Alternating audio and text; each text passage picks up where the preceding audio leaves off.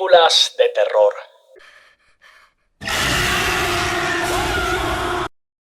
Suficiente para ponernos los pelos de punta, provocarnos nervios y sobre todo sentir mucho, pero mucho miedo.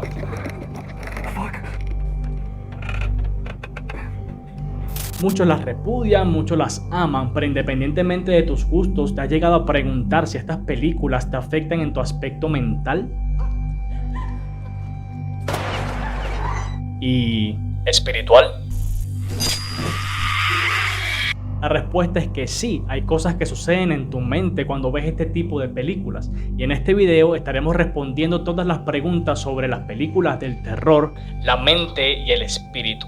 Pero primero necesitamos entender superficialmente el género del terror. La verdad es que el cine del terror nació con el cine mismo. La primera que se creó fue en 1910, la clásica obra Frankenstein, siguiéndole El fantasma de la ópera en 1925. Luego White Zombie en 1932, que fue la primera película de zombies. De allí siguieron evolucionando y ya para 1960 estaban las películas post-apocalípticas, como La noche de los muertos vivientes. Y en los 70 hubo un horrible clásico, y digo horrible por literalmente lo grotesco, lo horroroso y lo demoníaco de la película. Claro que estoy hablando del Exorcista. Y también subgéneros como la película Tiburón, que aunque no eran demoníacas o espirituales en sí mismas, su objetivo era transmitir terror al público, a las personas que la percibían. Luego se mezcló un poco más la ciencia ficción con el terror y salieron películas como Alien y Depredador. Y siguen evolucionando con Viernes 13, Chucky el muñeco diabólico, El Aro, Scream, La masacre de Texas, Pesadilla en la calle Elm y todas esas películas que hoy conocemos como los clásicos del terror. Ahora hay que tener en cuenta que las películas en general, no solo las películas de terror, además de entretener, afectan psicológica y emocionalmente el cerebro humano, sea de manera positiva como crear empatía por las personas al entender un caso que tú no has vivido en carne propia pero que lo ves reflejado en la historia de algún personaje. Dios le dijo, te envié 2 botes, bruto.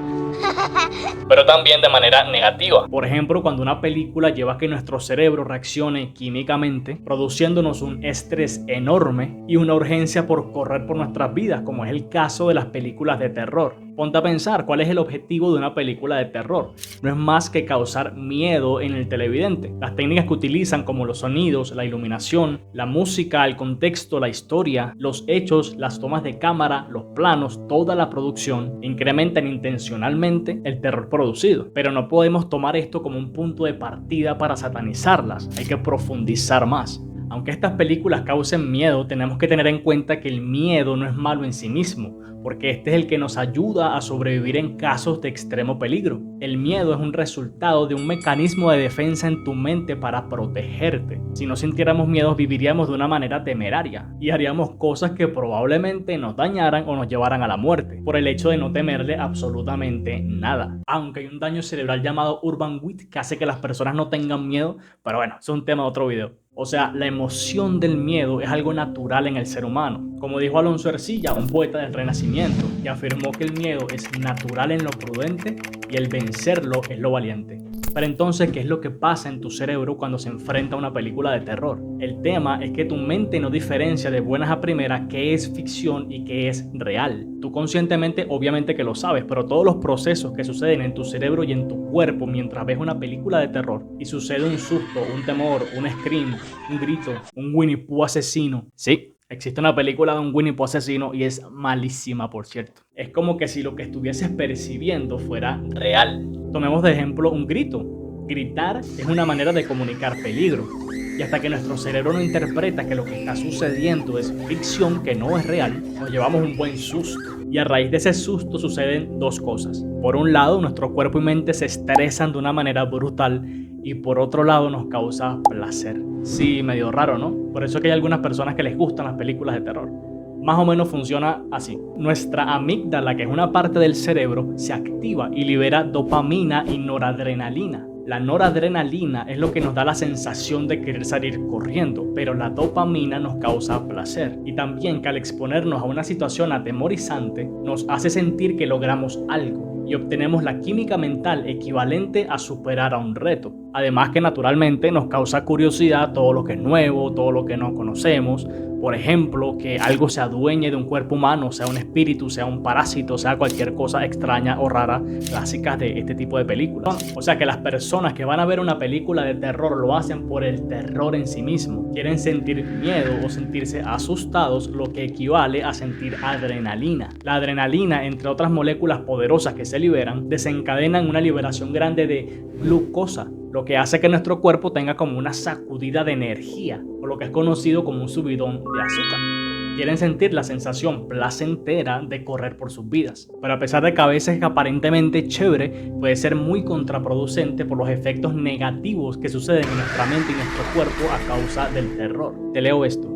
Las películas de terror llevan al cerebro a rememorar malas experiencias y a reorganizar su método de funcionamiento. Esto lo comenta un grupo de investigadores de la revista Science en un experimento dirigido por Herno Hermans de la Universidad de New York. Confirmaron que el cerebro se reorganiza en una situación de estrés, como ver escenas violentas, lo que hace revivir situaciones de estrés vividas en el pasado. El estrés agudo altera la forma en que nuestro cerebro funciona. El cerebro redistribuye estratégicamente los recursos que son vitales cuando la supervivencia está en juego. Cuando el cerebro se altera, nuestros sentidos se agudizan y el temor crea un estado de alerta que fortalecen todas tus experiencias estresantes, perjudicando nuestra capacidad de análisis.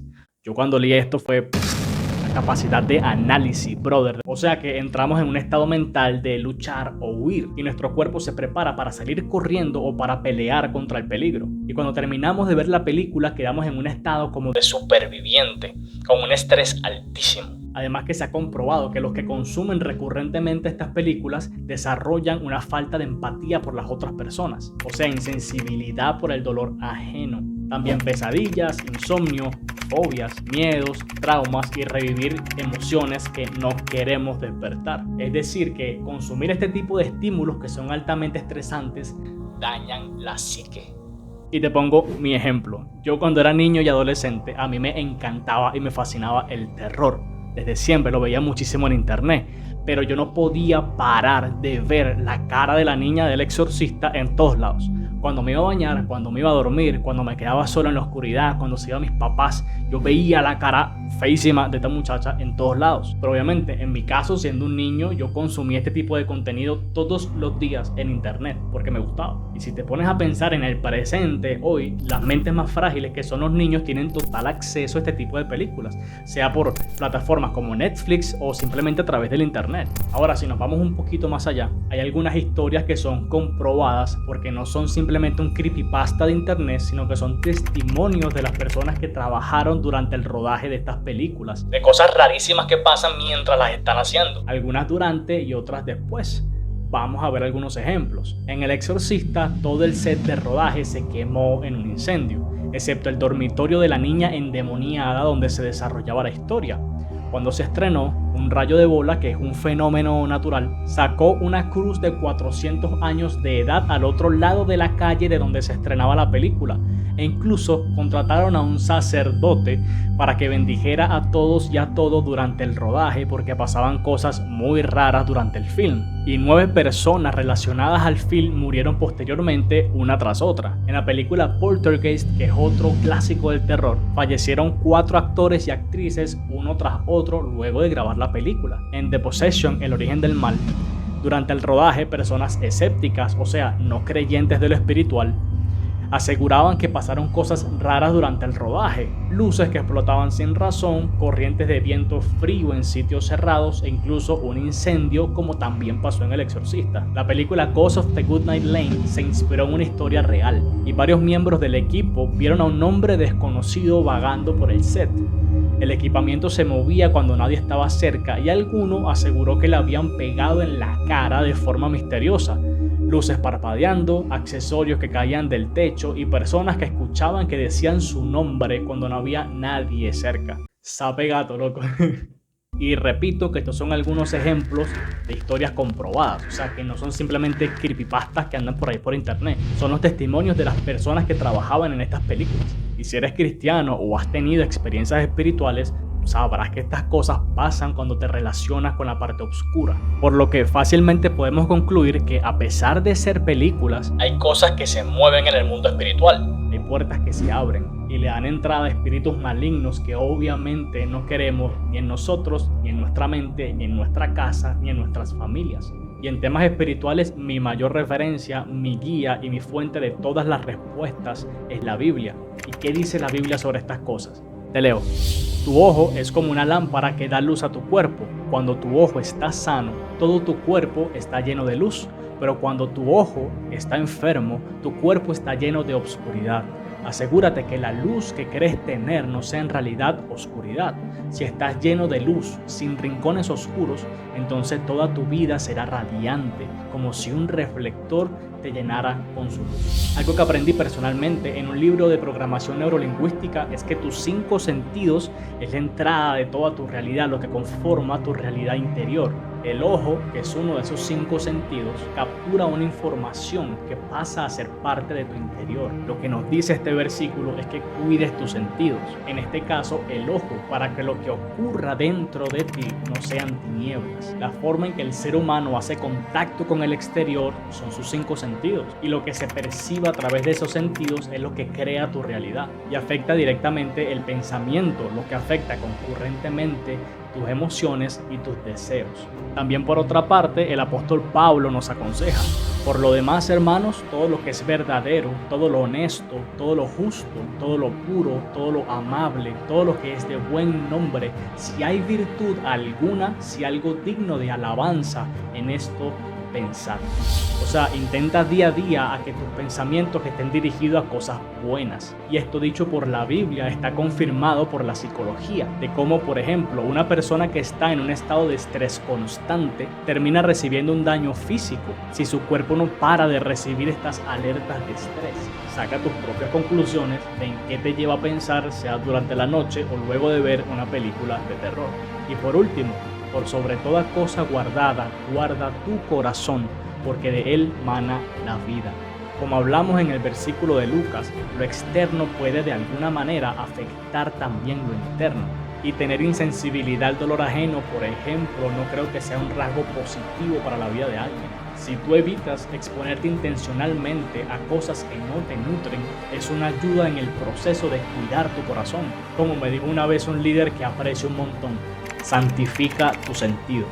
Al final del día tú eres libre de hacer lo que tú quieras, pero no sé tú, personalmente, prefiero buscar siempre todo aquello que me ayude a crecer, a superarme, todo lo que me impulse, me dé bienestar y me ayude a progresar en el aspecto sea espiritual, emocional, mental y en todas las áreas de mi vida. Por ejemplo, viendo videos como este que me instruyen a qué es lo mejor para mí y qué es lo agradable para Dios de mi parte, como uno de estos 2 videos que te dejo por aquí. Te los dejo, suscríbete y ruge.